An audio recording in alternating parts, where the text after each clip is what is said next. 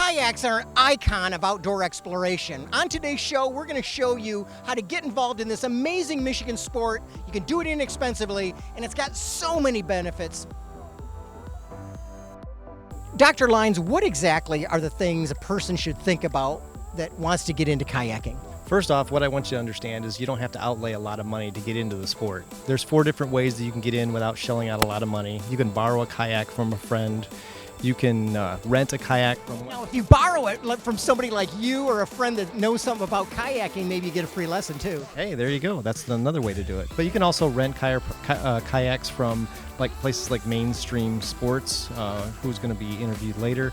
You can also go with a group. Some church groups will offer kayaking adventures or canoe adventures down the lake, or you can go to a local rental kayak place that is right there on the river. In fact, Dr. Lyons told me that all you got to do is get on Facebook and literally type in your city and the word kayak, and you'll find a local group. It's really amazing. Also, there's a URL down at the bottom to give you some more information on that. Why is it so important? I know as a chiropractor, you are into doing whatever you can to build up the immune system, and the immune system can keep you safe from all sorts of viruses and diseases and make you live longer. What's your take on that? Well, exercise from kayaking is one of the 5 pillars of health. So the 5 pillars of health are including diet, rest, getting adequate 8 hours of sleep, a good attitude, exercise, which is kayaking, mountain biking, aerobic cardiovascular exercise, and most importantly, maintaining the spine through chiropractic care.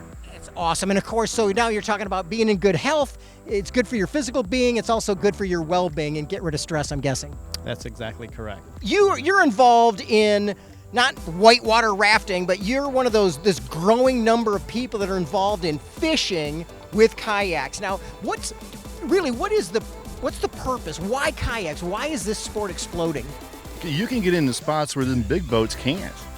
You can have 3 inches of water and get into a spot that's got a nice little hole together. So there's a real advantage to being a kayak fisherman. Yes, sir. Yes, sir. Okay, so folks, when you see one of those, $100,000 bass boats going across the lake at 90 miles an hour, I mean, this is a great alternative, and you can buy these things used, get into the sport cheaply.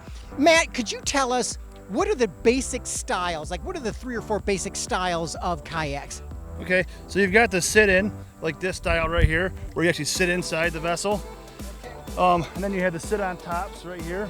And then the fishing kayaks have gone crazy in the last 4 or 5 years. That's fantastic. So bottom line, let's wrap it up with, is this sport going to be around for a while? Is it going to continue to grow? I don't see it going anywhere.